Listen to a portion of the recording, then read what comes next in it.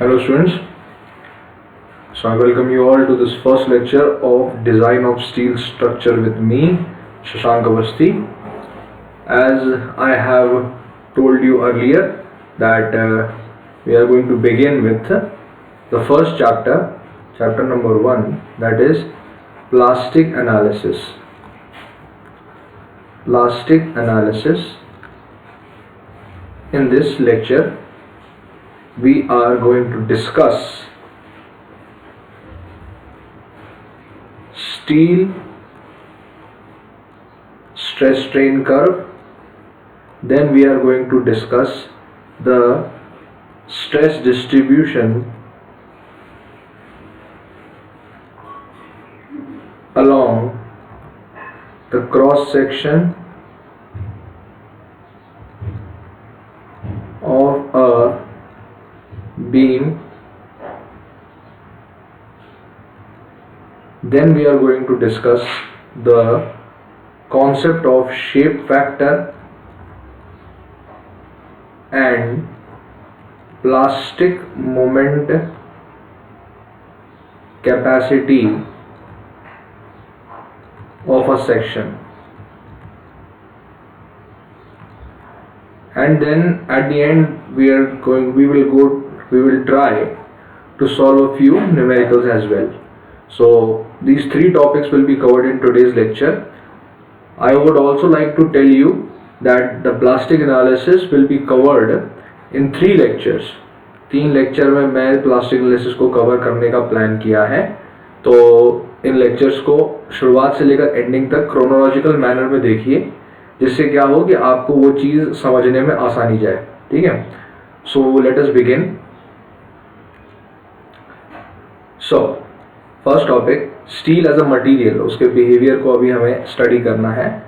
तो देखिए, चैप्टर शुरू करने के पहले आपको मैं एक बात बता दूं कि जिस प्रकार से मैंने पहले भी आपको बताया कि एक नोटबुक अपने पास रखिए और जो जो मैं आपको यहाँ समझाते जा रहा हूँ उसको अपनी लैंग्वेज में लिखते जाइए. ठीक है, हर एक चीज़ मैं यहाँ पे टेक्स्ट के मैनर में नहीं लिखूंगा. कुछ चीज़ें मैं आपको मौखिक रूप से बोलूँगा, तो वीडियो को पॉज कर लीजिए, जो मैंने बोला है उसको अपनी लैंग्वेज में वहाँ पे लिख लीजिए. ठीक है, because it is much more important that you are able to grasp the concept, then you are able to get the literature. Okay, तो चीज़ों को समझना ज़्यादा आवश्यक है. So let's begin. पहला topic, steel as a material. देखिए, छोटी सी कहानी है, ध्यान से सुनना. जब मैंने इससे पहले वाले लेक्चर में आपको बताया था कि लोगों ने खोज करने की शुरू की एक डक्टाइल मटेरियल की, तो उन्हें स्टील की प्राप्ति हुई. ये बात मैंने इसके पहले वाले इंट्रोडक्टरी लेक्चर में आपको बताई है. तब वहां मैंने क्लियरली ये नहीं डिफाइन किया था कि डक्टाइल मटेरियल होता क्या है. आज मैं आपको बताऊंगा डक्टाइल मटेरियल की डेफिनेशन क्या है. तो डक्टाइल मटेरियल बेसिकली एक ऐसा मटेरियल होता है जिसमें खींचने पे काफ़ी इलॉन्गेशन आ जाता है, लेकिन वो फेल नहीं करता. एक लिमिट के बाद जाके ही वो मटेरियल फेल करता है. ठीक है, तो डक्टाइल मटेरियल के बारे में क्या खासियत है कि ये मटेरियल डायनेमिक लोडिंग के लिए काफ़ी अच्छा ऑल्टरनेटिव साबित होता है ना. ये तो बात मैंने इससे पहले वाले लेक्चर में की थी. अब आगे का सवाल ये आता है कि sir, how did we know that steel is a ductile material. कैसे पता चला कि स्टील एक डक्टाइल मटेरियल है. उसके लिए हम अपने पास्ट में जाते हैं और ये पूछते हैं कि क्या हमें इस चीज़ का मतलब पता है. UTM, universal testing machine. Universal testing machine एक ऐसी मशीन होती है जो आपने अपनी कॉलेज में कभी ना कभी तो देखी होगी. अगर नहीं भी देखी होगी तो भी इसके बारे में सुना तो होगा ही. UTM क्या होता है? UTM एक ऐसी मशीन होती है जो किसी भी मटेरियल के कैरेक्टरिस्टिक्स को स्टडी करने में मदद करती है. किसी भी मटेरियल के कैरेक्टरिस्टिक्स को स्टडी करने में मदद करती है by subjecting that material to various kinds of load. यानी UTM में हम अलग अलग प्रकार से लोड को लगाते हैं और उस मटेरियल के अंदर जो स्ट्रेस स्ट्रेन के जो कैरेक्टरिस्टिक्स होते हैं उनको प्लॉट करते हैं. ठीक है, अब UTM के अंदर जो कैरेक्टरिस्टिक्स हैं ये किस तरीके से, मतलब क्या प्रोसीजर होता है वो भी आप थोड़ा सा जान लीजिए. कभी अगर आपको एक सवाल भी आया था इसमें इंजीनियरिंग सर्विसेज एग्जामिनेशन में, तो वो भी आप थोड़ा सा जान लीजिए। तो देखिए बेसिकली जैसे मान लो ये स्टील का एक स्पेसिमेन है और स्टील के उस स्पेसिमेन में हमने ऊपर और नीचे उसको जॉज में फिक्स कर रखा है। ये जॉज है, इन जॉज में इसको मैंने फिक्स कर दिया। ये जॉज यूटीएम की जॉज है, ठीक है। जॉज यानी उसको पकड़ लिया हमने ऊपर से और नीचे से। अब क्या करेंगे हम, अब हम ये करेंगे कि इन जॉज की मदद से हम इसको खींचेंगे। इस जॉज की मदद से अपन इसको खींचेंगे, तो जब खींचेंगे तो इस पोर्शन में क्या होगा, स्ट्रेन आना शुरू हो जाएगा। और आपने जिस तरीके से स्ट्रेंथ ऑफ मटेरियल में पढ़ा होगा कि जब किसी मटेरियल में स्ट्रेन आना शुरू हो जाता है तो उस मटेरियल के अंदर इंटरनल रेजिस्टेंस डेवलप होना शुरू हो जाता है और उसी इंटरनल रेजिस्टेंस को स्ट्रेस कहते हैं, ठीक है। अब क्या हुआ, हमने इस प्रोसीजर के करने के पहले इस स्पेसिमेन में कुछ डायल गेजेस लगा दिए थे। इन डायल गेजेस की मदद से हमने पता किया कि इस मटेरियल में कितना स्ट्रेन आ रहा है, ठीक है। और उस स्ट्रेन और उस स्ट्रेस को हमने क्या किया, एक कर्व में प्लॉट कर दिया, जिसे हम लोग बहुत फेमसली कहते हैं stress strain curve. Stress strain curve एक हमने प्लॉट किया यहाँ पे, ठीक है। अब स्ट्रेस स्ट्रेन कर्व में हमें सबसे पहले तो ये जानना है, एक और चीज जो मैं आपको बताना चाहूंगा वो ये कि स्टील की बहुत सारी वेराइटीज होती हैं। हमें यहाँ पे जो स्ट्रेस स्ट्रेन कर्व पढ़ना है वो एक स्पेसिफिक वेराइटी से रिलेटेड पढ़ना है, वो है माइल्ड स्टील। माइल्ड स्टील का स्ट्रेस स्ट्रेन कर्व हमें पढ़ना है यहाँ पे, माइल्ड स्टील का। तो माइल्ड स्टील के स्ट्रेस स्ट्रेन कर्व को हम यहाँ पे समझेंगे। तो क्या हुआ, बेसिकली हमने माइल्ड स्टील का एक स्पेसिमेन लिया है, उसको जॉज में फिक्स किया, हमने एक डायल गेज लगाया, डायल गेज लगा के स्ट्रेन को मेजर किया, स्ट्रेस को मेजर किया और उन दोनों की मदद से हमने एक स्ट्रेस स्ट्रेन कर्व को प्लॉट किया। अब ये स्ट्रेस स्ट्रेन कर्व कैसा दिखता है ये बहुत इंपॉर्टेंट है, आप भी बना लीजिए। जो मैं अभी आपके सामने यहाँ बनाऊंगा उसी को आप लोग भी बना लीजिए यहाँ पे, ठीक है। Okay, so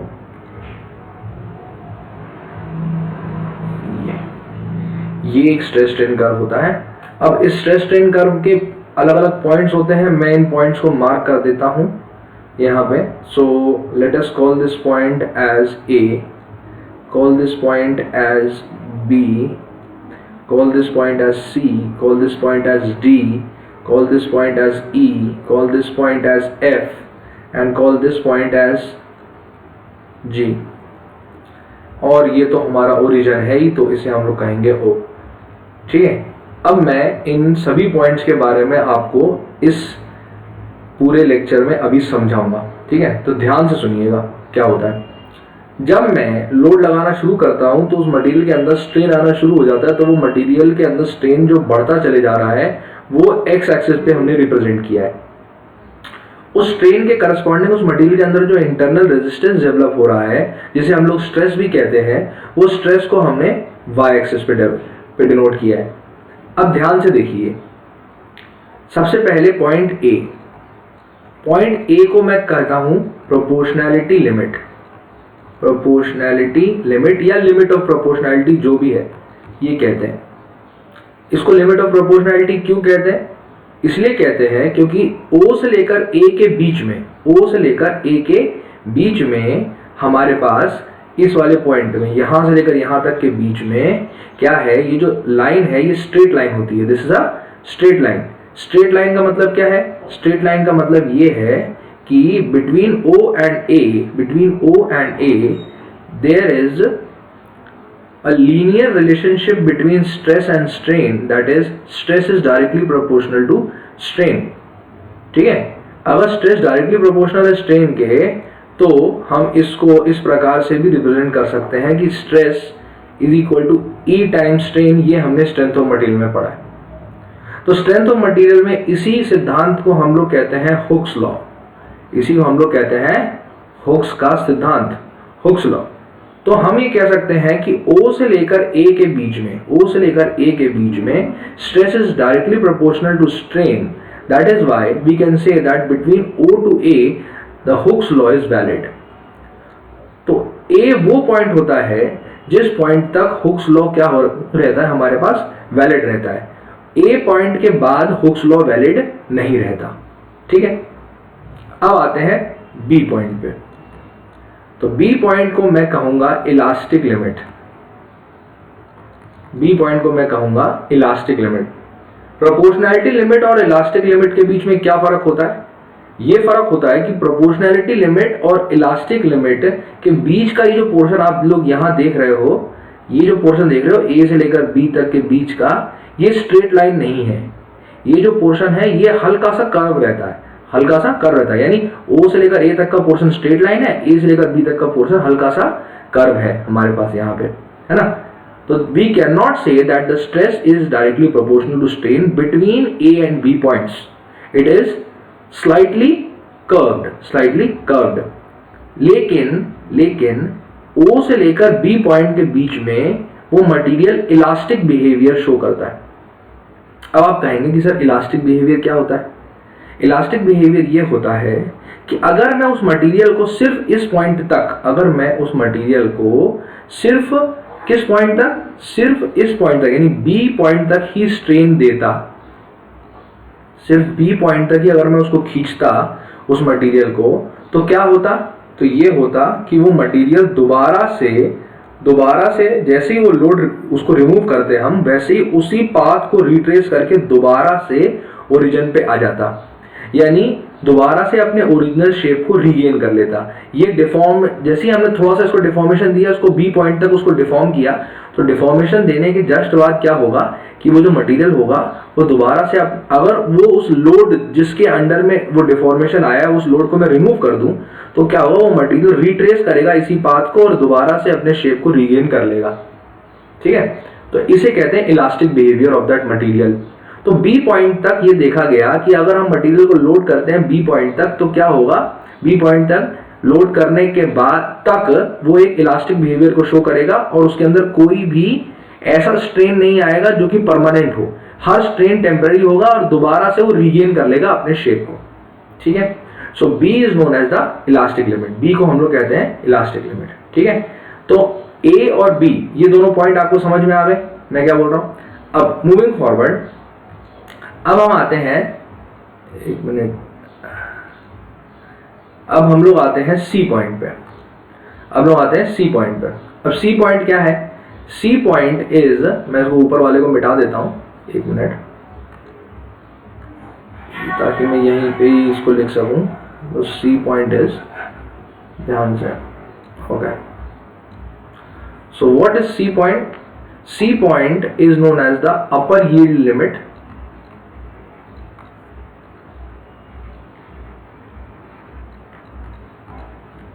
and D point is known as the lower yield limit.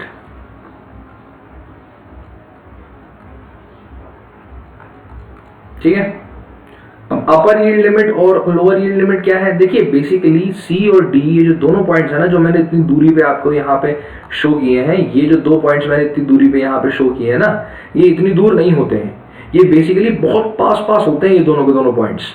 ठीक है, तो ये दोनों पॉइंट्स ये माने जा सकते हैं कि ये दोनों पॉइंट्स एक दूसरे के साथ मर्ज कर रहे हैं। ठीक है, ये दोनों एक ही पॉइंट माना जा सकता है, लेकिन वो आइडियलाइज्ड बिहेवियर में हम लोग मानते हैं। एक्चुअल में क्या होता है कि जब हम उसको यहाँ सी पॉइंट तक स्ट्रेन देते हैं, उसके जस्ट बाद में क्या होता है कि उसके अंदर स्ट्रेस में थोड़ी सी गिरावट आती है, यानी स्ट्रेन उतना ही रहता है लगभग और स्ट्रेस क्या थोड़ा सा कम हो जाता है अचानक से। ठीक है, और फिर क्या होता है, फिर यील्डिंग शुरू होती है, डी पॉइंट के बाद फिर यील्डिंग शुरू होती है। तो ये यानी सी और डी बेसिकली एक ही पॉइंट है, यानी जंक्शन पॉइंट है।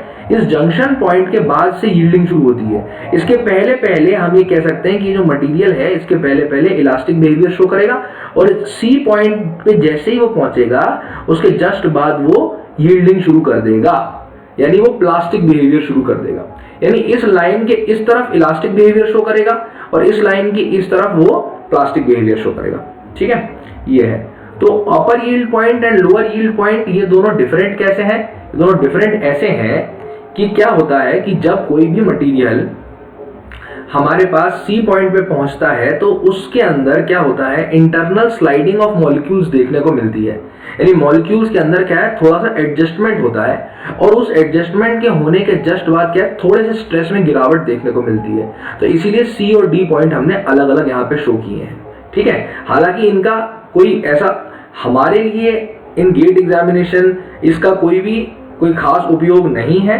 हमें बस ये है कि इसका कॉन्सेप्ट को जानना है कि सी और डी ये दोनों किस नाम से जाने जाते हैं। तो सी और डी बेसिकली एक ही पॉइंट को रिप्रेजेंट करते हैं जिसके बियॉन्ड यील्डिंग शुरू हो जाती है, इसलिए इसको अपर यील्ड पॉइंट कहते हैं, इसको लोअर यील्ड पॉइंट कहते हैं। ठीक है, अब अपर और लोअर यील्ड पॉइंट के बाद आता है डीई जोन। अब देखिए डीई जोन, डीई कौन सा जोन है? D E is the zone which is known as yielding of material. Yielding of material यानी यील्डिंग मतलब क्या होता है कि जो स्ट्रेस है वो कांस्टेंट बना हुआ है इस पॉइंट के बाद, लेकिन स्ट्रेन जो है वो बढ़ता चले जा रहा है, स्ट्रेन जो है वो बढ़ता चले जा रहा है और काफी लिमिट तक वो बढ़ गया, यानी काफी लिमिट तक वो खिंच गया। इंटरनल रेजिस्टेंस जो है वो नहीं बढ़ रहा है, लेकिन जो वो मटेरियल है वो काफी लंबा खिंचता चला जा रहा है। ठीक है, so this is what is known as yielding. तो D E is known as yielding और यील्ड प्लेट्यू, इसको यील्ड प्लेट्यू भी कहते हैं, यील्ड प्लेट्यू भी कहते हैं। इस यील्ड प्लेट्यू से ही हम ये जज कर सकते हैं कि ये जो मटेरियल है ये एक डक्टाइल मटेरियल है, यानी काफी लंबा खिंच रहा है ये मटेरियल लेकिन टूट नहीं रहा है। ठीक है, तो ये यील्ड प्लेट्यू ही वो कंपोनेंट है इस कर्व का जिस कंपोनेंट को देख के हम ये जज कर सकते हैं कि mild steel is a ductile material. ठीक है, अब आते हैं ई के बियॉन्ड। तो ई के बियॉन्ड, ई से एफ के बीच का जो जोन होता है this is known as strain hardening zone. Strain hardening zone, strain hardening होती है।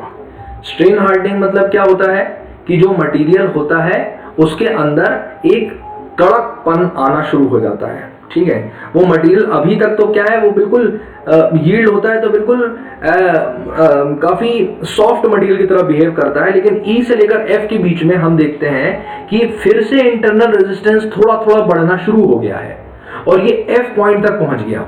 ई पॉइंट का कोई स्पेसिफिक नाम नहीं होता, ई एफ जो होता है this is known as strain hardening zone, strain hardening zone कहलाता है। ठीक है, अब आते हैं बात पे कि व्हाट इज एफ पॉइंट। इसको मैं मिटा देता हूं यहां पे। अब आते हैं आगे, what is F point. F point क्या होता है? F point is the ultimate stress. F point is the ultimate stress point, यानी it is a point which represent the maximum internal resistance which can be offered by a material। Ultimate stress जो होता है वो F point represent करता है और उसको sigma ultimate से हम लोग रिप्रेजेंट करते हैं। ठीक है, अब आते हैं फाइनली देखते हैं कि एफ पॉइंट के बाद जो लास्ट जो जोन है एफ से लेकर जी तक का, इस जोन को हम लोग कहते हैं necking. This zone is known as the necking zone. ठीक है, नेकिंग मतलब क्या होता है कि वो जो मटेरियल होता है ना उसके अंदर ऐसा स्लाइड से ऐसा गला टाइप का बनने लगता है और वो धीरे से फिर वो यहीं से टूट जाता है वो मटेरियल। ठीक है, तो ये जो नेकिंग वाला जो प्रोसीजर है ना ये एफ पॉइंट के बियॉन्ड ही हमें देखने को मिलता है, यानी एफ पॉइंट तक तो क्या होगा इस प्रकार की कोई भी नेकिंग टाइप की शेप नहीं देखने को मिलेगी। एफ पॉइंट के बियॉन्ड यानी अल्टीमेट स्ट्रेस के बियॉन्ड जब हम जाना शुरू कर देंगे तो क्या होगा कि नेकिंग हमें देखने को मिलेगी।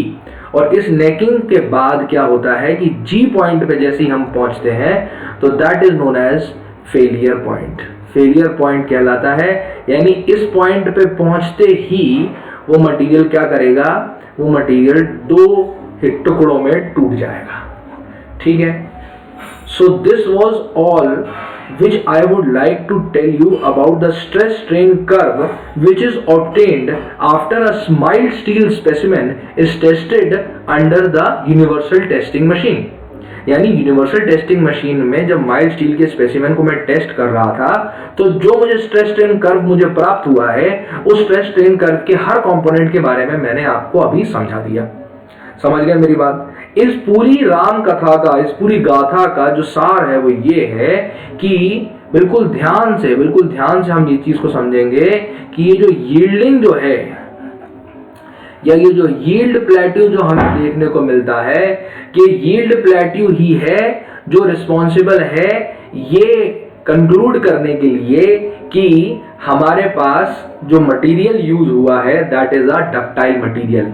यील्डिंग मतलब क्या होता है मैं आपको फिर से बता दूं, यील्डिंग मतलब ये होता है कि जब इंटरनल रेजिस्टेंस या स्ट्रेस कांस्टेंट बना रहे लेकिन स्ट्रेन जो है वो बढ़ता चले जाए, यानी इलोंगेशन बढ़ती चली जाए, तो that process is known as yielding, और उसको, इस कंपोनेंट को हम लोग कहते हैं यील्ड प्लेट्यू।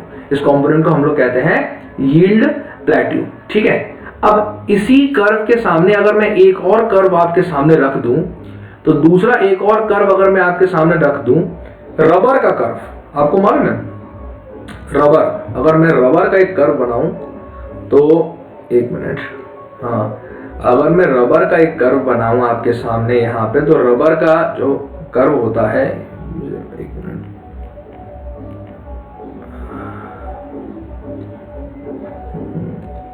ओके, तो रबर का कर्व जो होता है वो इस प्रकार से होता है।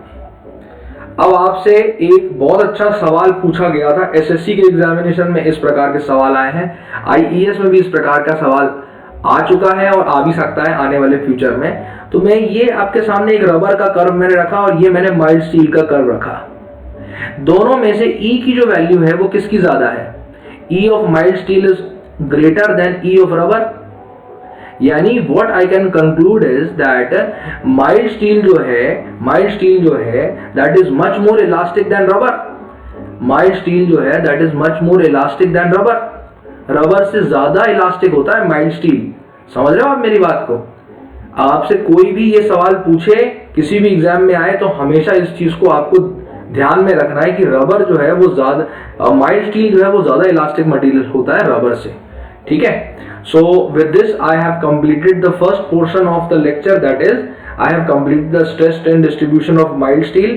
Moving forward, now we are going to discuss the assumptions which we are going to make, in plastic analysis. अब मैं assumptions को discuss करूंगा आप लोगों के सामने, तो एक एक करके सारे assumptions को आपके सामने मैं लिखना शुरू करूंगा। पहला assumption, plane section before bending remains plane.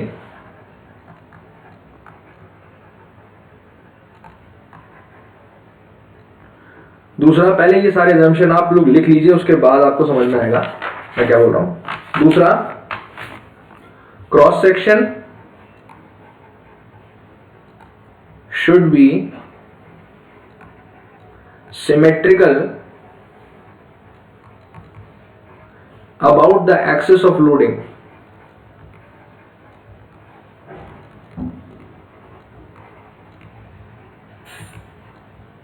तीसरा, axial loads and shear force are neglected. चौथा, E या Young's modulus is the same in tension and compression. Tension and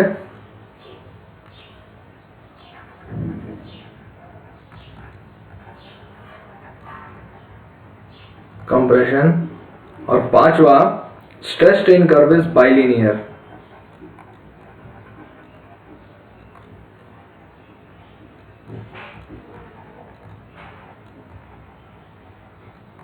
अब इन सब पे हम लोग थोड़ा सा डिस्कशन कर लेते हैं। डिस्कशन ये है कि plane section before bending remains plane, इसका मतलब क्या होता है? इसका सीधा सीधा मतलब ये होता है कि जो डिस्ट्रीब्यूशन होगा हमारे पास, स्ट्रेन का डिस्ट्रीब्यूशन जो होता है about the cross section, that distribution is linear. We see that the strain varies linearly about the depth, यानी डेप्थ के साथ, ये न्यूट्रल एक्सिस है तो न्यूट्रल एक्सिस की डेप्थ के साथ जो स्ट्रेन का जो डिस्ट्रीब्यूशन है, मैं यहां बना देता हूं, एक मिनट। पहला अजम्पशन ये कह रहा है कि जैसे ये हमारे पास एक क्रॉस सेक्शन है एक बीम का, और इस बीम के क्रॉस सेक्शन के अबाउट अगर मैं देखूं तो जो स्ट्रेन का डिस्ट्रीब्यूशन आएगा that is going to be linear, यानी डेप्थ के साथ ये स्ट्रेट लाइन की तरह वेरी करता है ऊपर और नीचे। समझ रहे हो मेरी बात? तो strain distribution is linear. This is a result of the assumption. कौन सा assumption? This is the result of the assumption that plane section remains plane after bending, यानी लोड लगाने के बाद भी जो डिफॉर्मेशन आएगा तो क्रॉस सेक्शन में कोई भी वार्पिंग के इफेक्ट नहीं नजर आएंगे। वार्पिंग यानी क्रॉस सेक्शन अगर सीधा है तो क्रॉस सेक्शन बेंडिंग के बाद भी सीधा ही रहेगा। क्रॉस सेक्शन क्या होगा, क्रॉस सेक्शन इस तरीके से वार्प नहीं करेगा, ठीक है। That is why the strain distribution is going to be linear, ठीक है। अगला है cross section should be symmetrical about the axis of loading. देखो इसका मतलब क्या होता है, cross section is symmetrical about the axis of loading. देखिए ये जो लोडिंग है ये लोडिंग की एक्सिस है और यहाँ पे एक लोड अप्लाई किया गया है, तभी जाके हम इसको इस प्रकार से स्ट्रेस स्ट्रेन इसका डायग्राम, स्ट्रेन का ये डायग्राम हम प्लॉट कर रहे हैं, ठीक है। तो ये जो लोडिंग है इसके अबाउट, इस एक्सिस के अबाउट ये जो क्रॉस सेक्शन है ये क्रॉस सेक्शन सिमेट्रिकल होना चाहिए।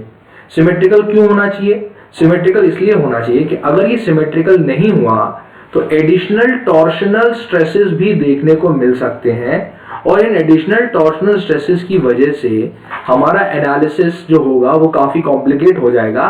That is why we prefer that there should be no unsymmetrical elements in the cross section, ठीक है। मूविंग फॉरवर्ड, तीसरा जो अजम्पशन है दैट इज हमारे पास एक्सियल लोडिंग जो होती है, axial loading is and shear forces, ये जो दोनों चीजें हैं दीज आर नेग्लेक्टेड, यानी throughout this analysis we are going to neglect the axial loads and the shear forces. चौथा जो है he remains same in tension and compression, यानी अगर किसी भी मटेरियल को हम टेंसाइल लोडिंग दें या कंप्रेसिव लोडिंग दें, इन दोनों ही सिचुएशन में जो मॉड्यूलस ऑफ इलास्टिसिटी होगी उसकी वैल्यू कांस्टेंट बनी रहेगी, ठीक है। और पांचवा जो वैल्यू होती है that is stress strain curve is bilinear. ये सबसे इंपॉर्टेंट है, ये सबसे ज्यादा इंपॉर्टेंट है, this is the most important that the stress strain curve is bilinear. Stress strain curve bilinear मतलब क्या होता है, अपन ने इससे पहले जो बनाया था स्ट्रेस स्ट्रेन कर्व वो इसी प्रकार का, इस प्रकार का कुछ बनाया था हमने, याद करो अभी बनाया था ना इसके पहले वाली स्लाइड में। तो this is known as the actual stress strain curve, this is known as the actual stress strain curve, but in plastic analysis this stress strain curve is not used. In place of this we use a idealised stress strain curve. और ये जो idealised stress strain curve होता है, this stress strain curve is bilinear in nature. Bilinear मतलब दो लाइनों से मिलके बनता है, एक ये लाइन और दूसरी ये लाइन। क्यों, क्योंकि वो इस पोर्शन को और इस पोर्शन को नेग्लेक्ट कर देते हैं, ये जो पोर्शन है और ये जो पोर्शन है इसको नेग्लेक्ट कर देते हैं, यील्डिंग को और इलास्टिक पोर्शन को। यानी ये जो पोर्शन है ये अगर मैं कहूं, एक मिनट, यानी कि ये जो पोर्शन है हमारे पास, ये यहाँ पे इस पॉइंट, इस लाइन के इस तरफ वाला जो पोर्शन है, यानी लेफ्ट साइड वाला जो पोर्शन है ये इलास्टिक बिहेवियर शो करेगा और इस साइड वाला जो पोर्शन है ये प्लास्टिक बिहेवियर शो करेगा।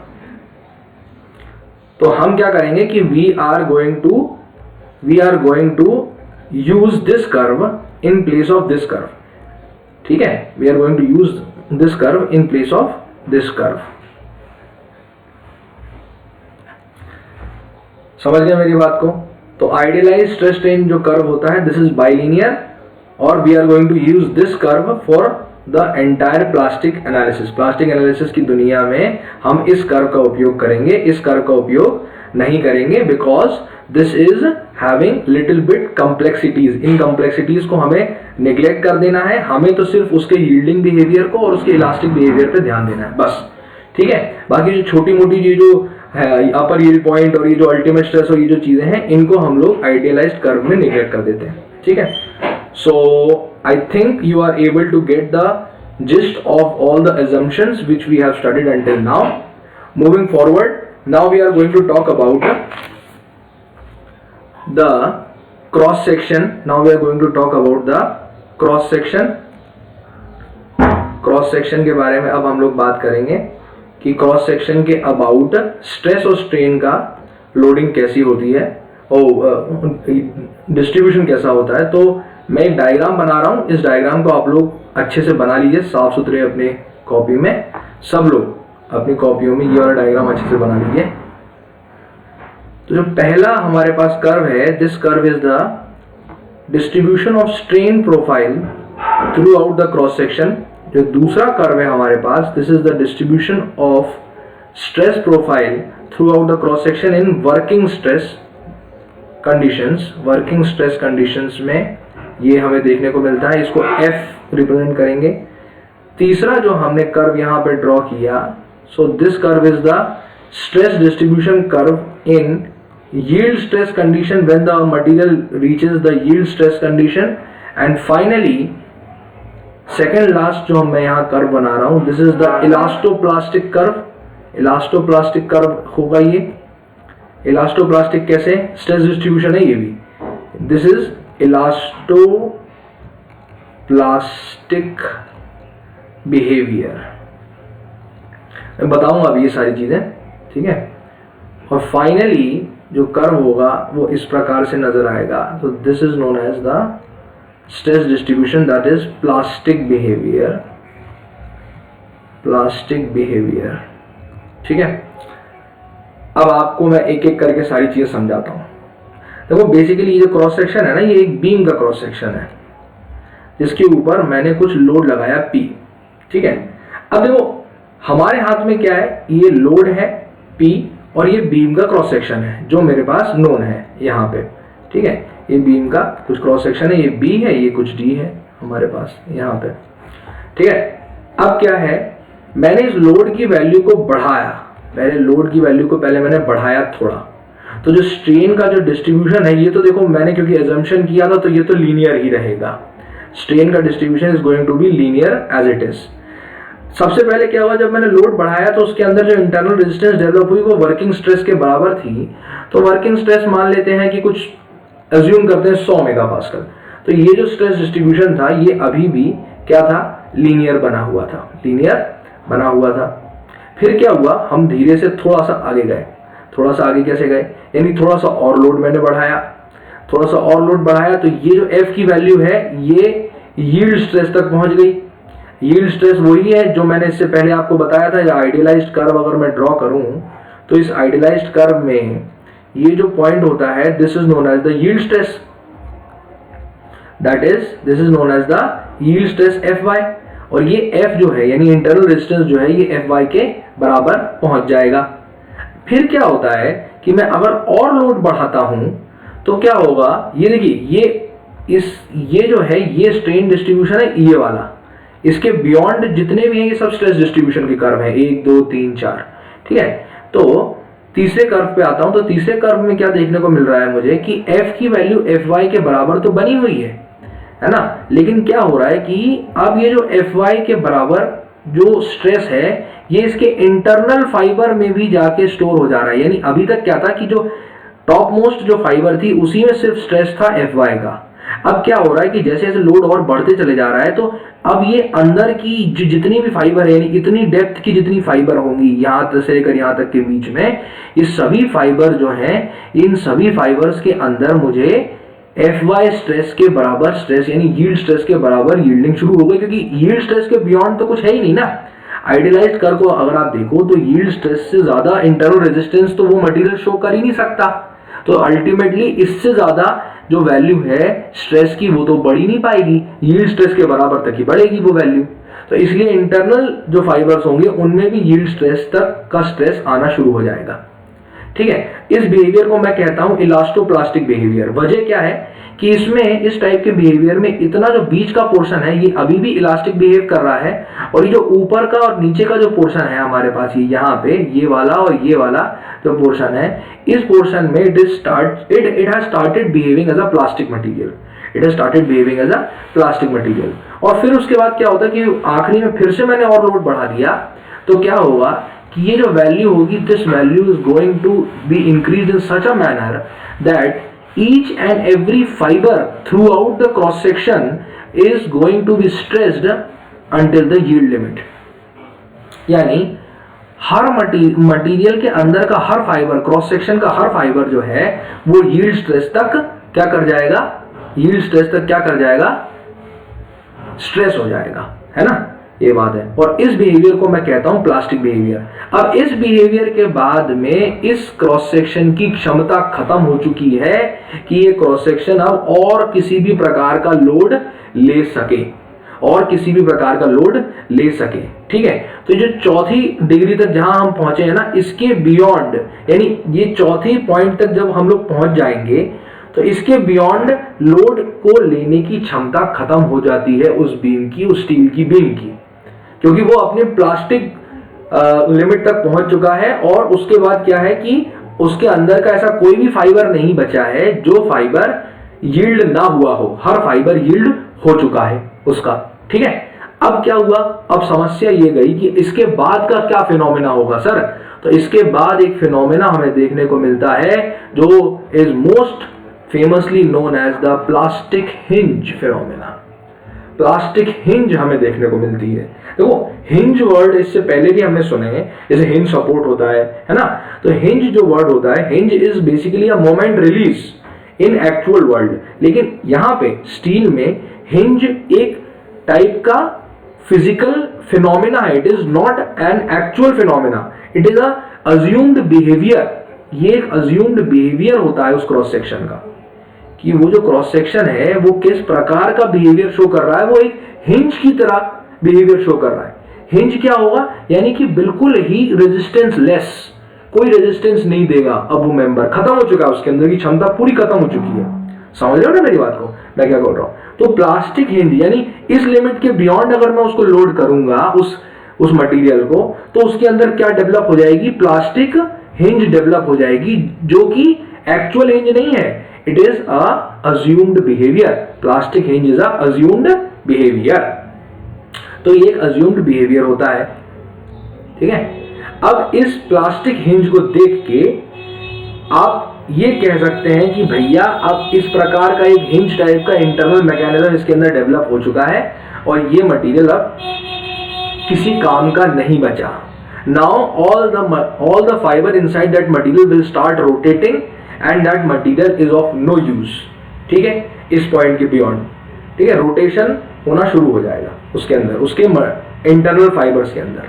ठीक है, so this was all which I would like to tell you. अब थोड़ा समराइज कर लेते हैं, हमने अभी तक क्या पढ़ा। हमने ये पढ़ा अभी तक कि क्रॉस सेक्शन कैसा होता है। क्रॉस सेक्शन में हमने ये पढ़ा कि लीनियर स्ट्रेन डिस्ट्रीब्यूशन क्या होगा, फिर वर्किंग स्ट्रेस डिस्ट्रीब्यूशन क्या होगा, फिर यील्ड स्ट्रेस, फिर इलास्टोप्लास्टिक बिहेवियर, प्लास्टिक बिहेवियर, फिर प्लास्टिक हिंज क्या होती है। ये सारी चीजें मैंने आपको बता दी। ठीक है, अब I think all of this is sufficient for the first lecture. I will meet you tomorrow in a new lecture, और हम यहीं से अपनी कथा को आगे बढ़ाएंगे। इसके साथ हम आज की कथा को विराम देते हैं। I hope you people liked it. अगर आपको आज का लेक्चर पूरी तरीके से समझ में आया है तो उस लेक्चर को आप अपने फ्रेंड्स के साथ भी शेयर कर सकते हैं।